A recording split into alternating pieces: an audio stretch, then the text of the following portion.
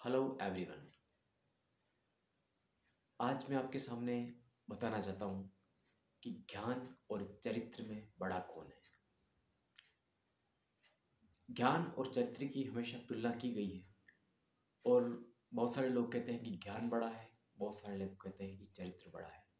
इसके बारे में मैं आपको एक कहानी सुना रहा हूँ, उसके माध्यम से बता रहा हूँ कि दोनों में से कौन बड़ा है और आप भी अनुमान लगाइए कि आपके अनुसार क्या बड़ा है। एक चक्रवर्ती सम्राट थे, उनका राज्य बहुत बड़ा था।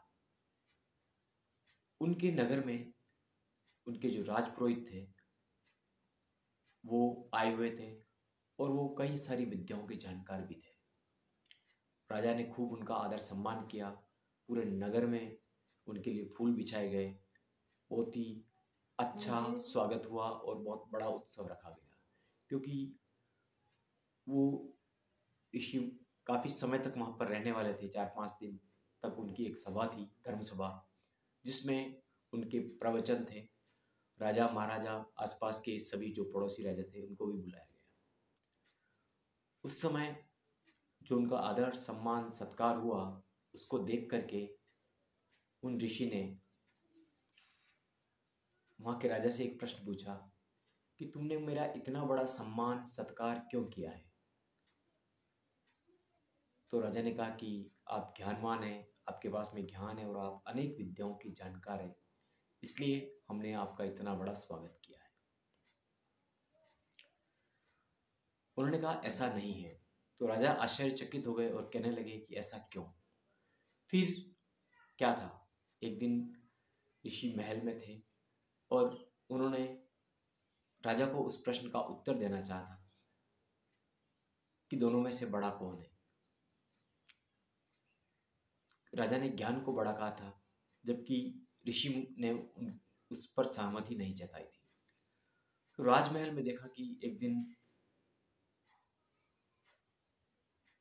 वो ऋषि, एक रानी का हार था, वो उन्होंने उठा लिया।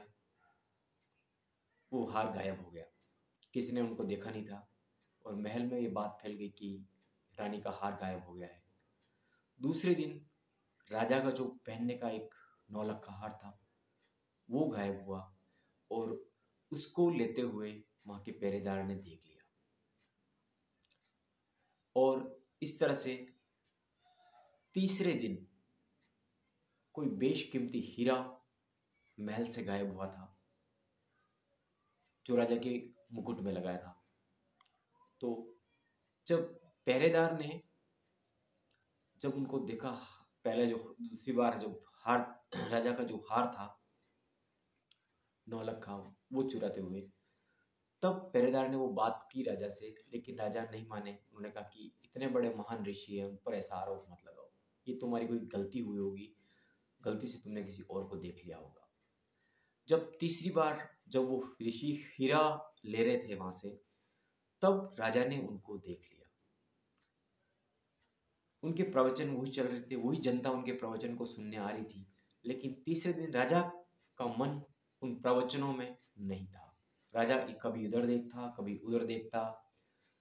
कोई उस उनके किसी ज्ञान की बातों पर अब राजा का ध्यान नहीं रहा था, क्योंकि राजा ने उनको चोरी करते हुए देख लिया। अब उनके राजा के दिल में उनके प्रति जो सम्मान था पहले, वो धीरे धीरे कम हो गया। तो ऋषि ने कहा कि राजन, आज तुम्हारा मन क्यों नहीं है और तुम मेरी बातें उस जिस दिन पहली बार जब सुन रहे थे तब बहुत ही जागरूकता से सुन रहे थे, और अब ऐसा क्यों क्यों है। ज्ञान तो मेरा वही है, क्या मेरे ज्ञान में कमी है। उन्होंने कहा, राजा ने कहा नहीं।